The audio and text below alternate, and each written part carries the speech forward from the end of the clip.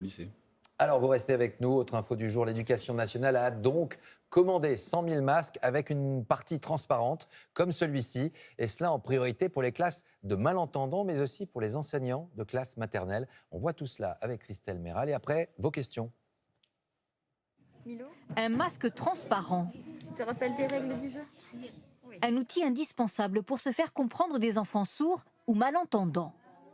L'avantage des masques fenêtres est que les enfants voient quand même notre bouche.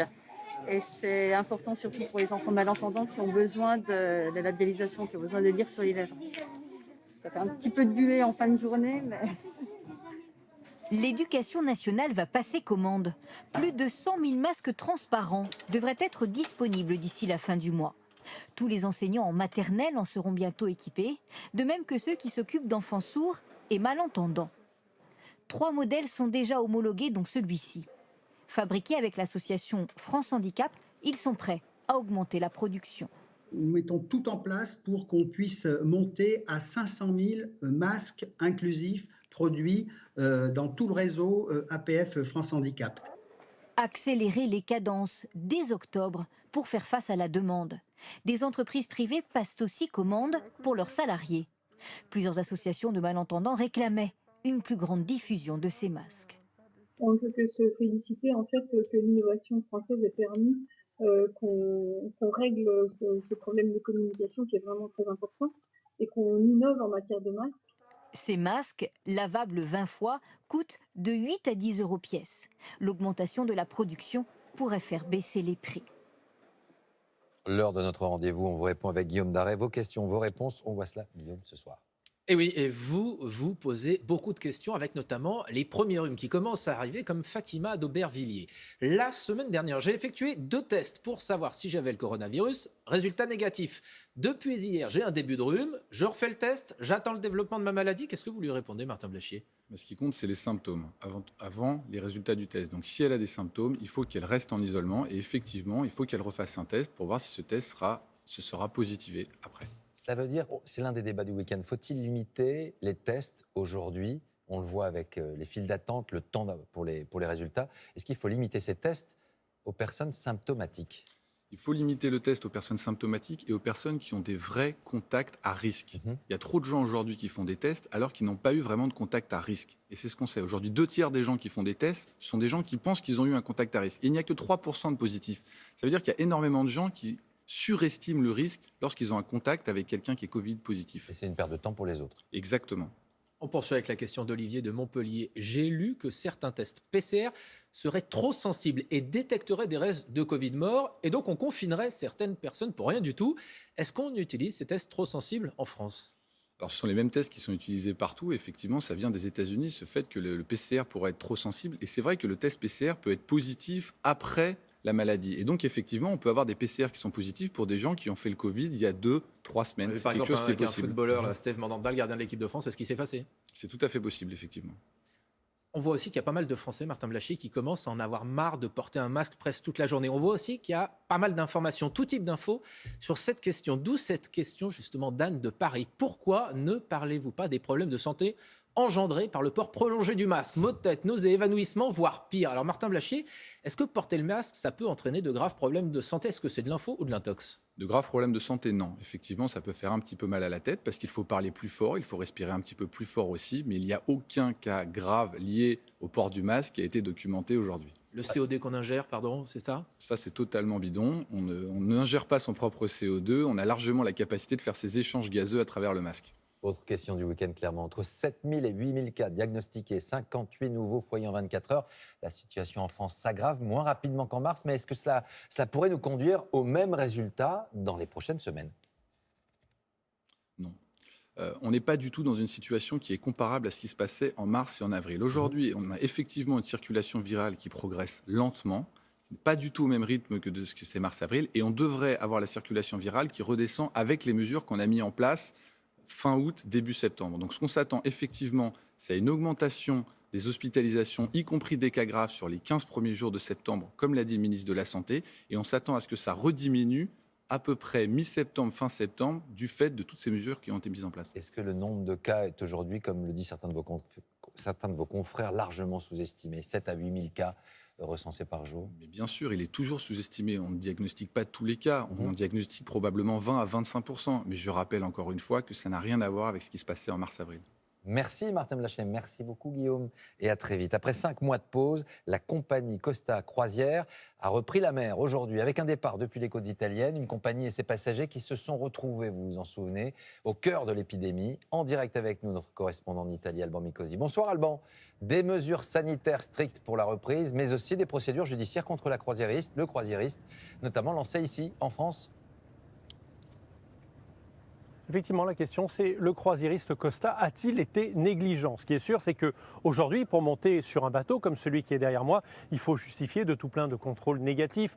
Votre température est prise, il y a des médecins qui contrôlent tous les passagers. Oui, mais ça n'était pas le cas au printemps dernier. Il y a une croisière qui a viré au drame.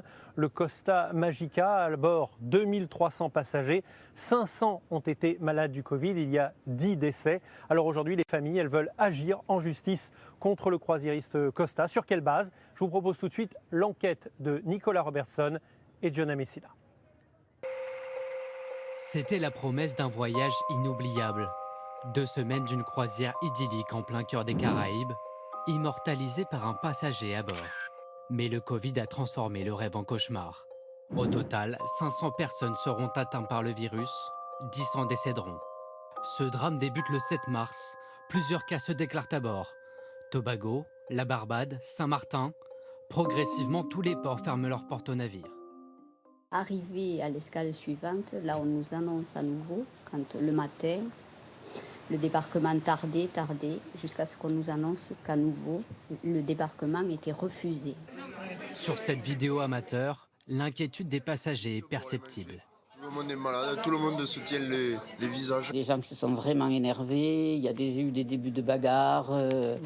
Et à partir de là, tout le personnel, on ne voyait plus personne. On ne voyait que les gens qui servaient au bar. Le 12 mars, le Costa Magica stationne près des côtes de la Martinique. Nous nous sommes procuré le message de sommation envoyé par le préfet de l'île au commandant du bateau pour être diffusé aux passagers. Pour vous protéger d'une contagion, j'ai demandé au commandant du bateau de mettre en place le confinement des passagers dans les cabines. Mais l'ordre ne sera jamais appliqué. Aucun passager n'entendra ce message. Pourtant, selon la représentante des victimes du Costa Magica, cela aurait pu sauver des vies. Le bateau va refuser d'appliquer le protocole sanitaire préconisé par les autorités françaises à ce moment-là. Donc véritablement, on est privé, on est mis dans des conditions où on ne peut pas, ni de nous-mêmes, ni dans les conditions dans lesquelles on nous met, appliquer le moindre geste barrière et se prémunir de ce virus qui est en train de faire des ravages à bord. Cette femme a perdu son mari. Elle aussi a été grièvement malade. Ils nous ont serrés les uns contre les autres, ils nous sont laissés nous contaminer les uns contre les autres. Donc moi, ce que je veux leur dire, c'est que moi, je veux que les personnes qui soient responsables, moi, je veux qu'il y ait justice, en fait. Je veux que le procès qu'il va y avoir, moi, je veux qu'on identifie les criminels. Moi, je les appelle comme ça, parce qu'il y a quand même 10 morts. De son côté, Costa Croisière se défend dans un communiqué. Selon l'entreprise, les passagers ont été informés de manière permanente de la situation et la compagnie a tout mis en œuvre pour assurer leur prise en charge. À ce jour, 180 plaintes ont déjà été déposées devant la justice française pour homicide involontaire.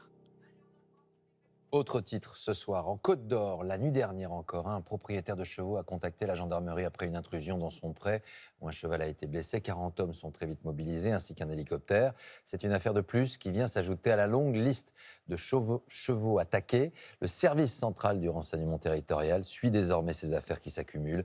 Diane Schlinger, Odile Longueval avec Philippe Fivet. Les photos des agressions circulent partout sur les réseaux sociaux et alimentent la hantise de tous les centres hippiques. La peur de retrouver au matin un animal mutilé, voire tué. Vous voyez que ça faisait un trou au niveau de la blessure en fait, et que ça descendait. T'es stressé H24, tout le temps. Je viens tout le temps les voir du coup. Tu peux pas être apaisé en fait, surtout ici c'est isolé de tout. Depuis plusieurs mois, ces actes de cruauté se multiplient, en particulier dans le nord de la France. Une quinzaine de chevaux sont morts. Cette nuit, à 2h du matin, près de Dijon, un propriétaire a vu de la lumière au fond de ce champ. Il a réussi à mettre en fuite plusieurs individus. Les gendarmes ont lancé une opération de grande envergure, en vain. Des motards de Pouilly en Auxois qui étaient en service sur Dijon, qui ont été projetés. Il y a également une équipe cynophile, l'hélicoptère de Dijon, de la gendarmerie, qui a décollé très rapidement et qui est venu sur zone. C'est un dispositif énorme en fait. Oui, mais la situation est véritablement critique. Car pour l'instant, aucun suspect n'a été mis en examen en France.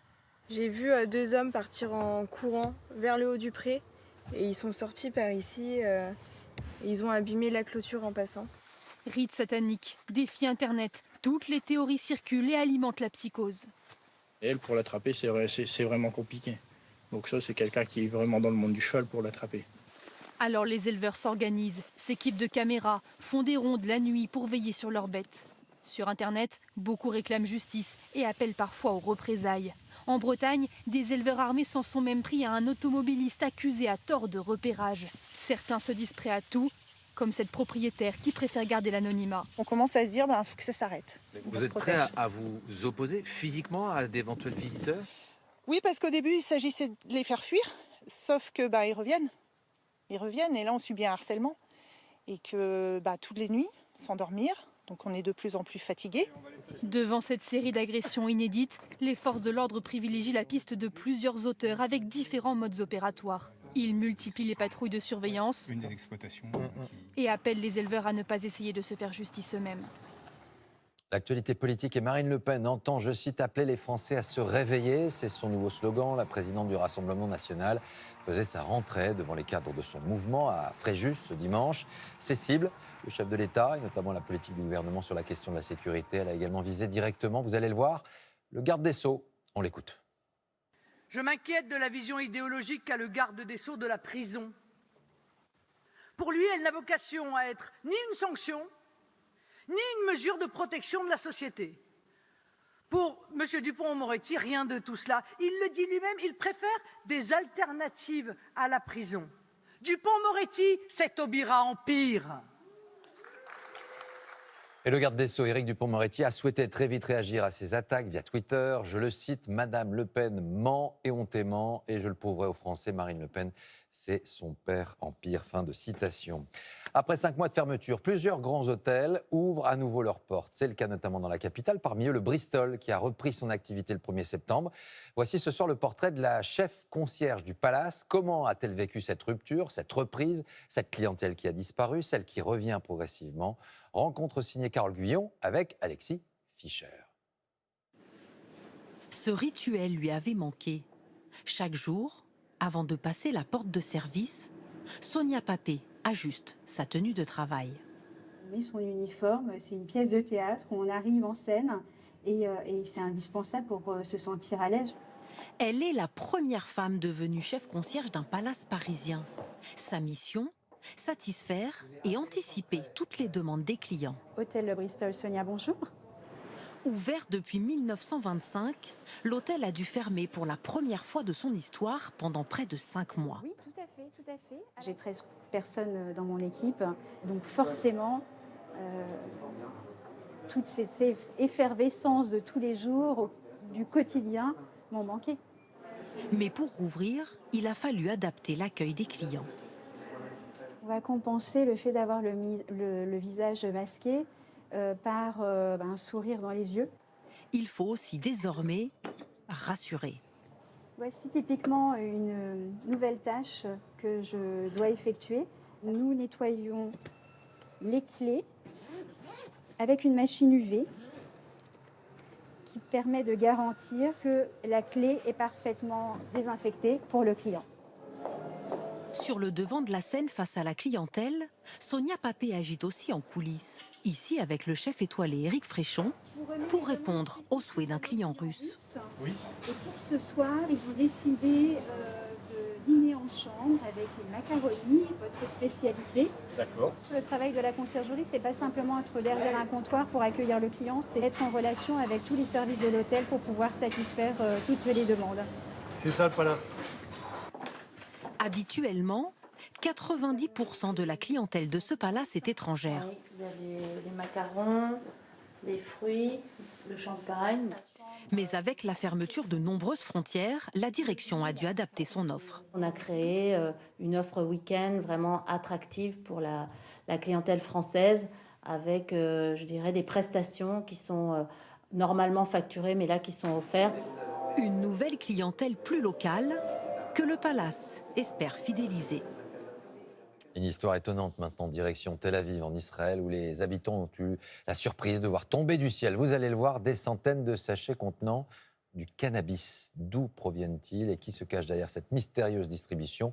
Réponse avec Dominique Derda et Maxime Pérez. Dans le ciel de Tel Aviv, un drone largue des dizaines de petits sachets en plastique que le vent disperse au beau milieu de la circulation. Des passants se précipitent entre les voitures pour les ramasser. C'est dingue, on dirait bien que c'est du cannabis. Faut que je vérifie ça. Oh merci les gars, j'en connais à qui ça va faire plaisir. C'est un groupe baptisé le Drone Vert qui a monté cette opération et prévenu ses abonnés sur une messagerie cryptée. Il milite pour la dépénalisation de l'usage récréatif du cannabis en Israël. La police a interpellé 2 de ses membres présumés alors qu'ils pilotaient l'appareil à distance. Ils ont été remis en liberté quelques heures plus tard. L'un d'eux a accepté de répondre aux questions d'un journaliste israélien par téléphone. On fait ça au nom de l'amour et de la paix, pour rapprocher les gens. Ces militants risquent plusieurs années de prison pour incitation à la consommation de stupéfiants, mais ils ont promis de recommencer toutes les semaines à un endroit différent du pays. Comme l'an dernier, une centaine de sites ont été choisis dans chaque département par la Fondation du patrimoine pour profiter des recettes tirées de la Française des Jeux. Tickets de grattage déjà en vente et 5 lotos dédiés au cours du mois. Voyons ce soir quel a été l'impact de la toute première mission, quelle retombée pour les sites, châteaux, jardins, abbayes, avec des résultats, vous allez le voir, plus ou moins évidents. Triple coup de projecteur signé de Théo Souman, Odile Longueville avec Christophe Larocca.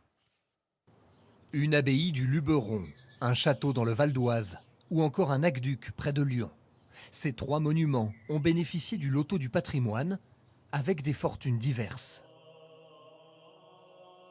Pour les moines cisterciens de l'abbaye de Sénanque, ce loto a eu l'effet d'un véritable cadeau du ciel. L'abbaye de Sénanque fait partie des grands gagnants du loto du patrimoine. Son église du XIIe siècle menaçait de s'effondrer. La somme de 300 000 € attribuée par la mission Berne, associée à un éclairage médiatique très important, ont été déterminants. Par la suite, des milliers de donateurs ont apporté leur soutien et les travaux de mise en sécurité ont pu débuter 6 mois plus tard. Coût total de ces travaux, environ 2 millions d'euros et le budget est bouclé. L'église a déjà pu être stabilisée grâce à 5 contreforts. Dans 1 an, le chantier de rénovation sera terminé. Presque un miracle. L'intervention de M. Berne a été, je dirais, cette caution morale qui a permis aux donateurs de donner en confiance en disant « c'est un projet valable, vous pouvez aider ». Pour d'autres sites, les travaux se font toujours attendre. C'est le cas de cet aqueduc en péril, dans le Rhône. L'aqueduc du Gier a fait partie des sites retenus en 2018. Ici, le bilan est mitigé. La somme perçue n'est pas suffisante pour restaurer entièrement ce trésor de l'Antiquité qui s'étend sur 85 km. Le loto du patrimoine a apporté une aide de 96 000 €, à peine 5% du montant global de la restauration. Si on a 96 000 €, on peut restaurer 3 arches sur les 72 arches qui restent aujourd'hui sur ce site. Mais le loto a quand même eu un effet déclic. Depuis, les collectivités locales ont accepté de financer le reste du projet.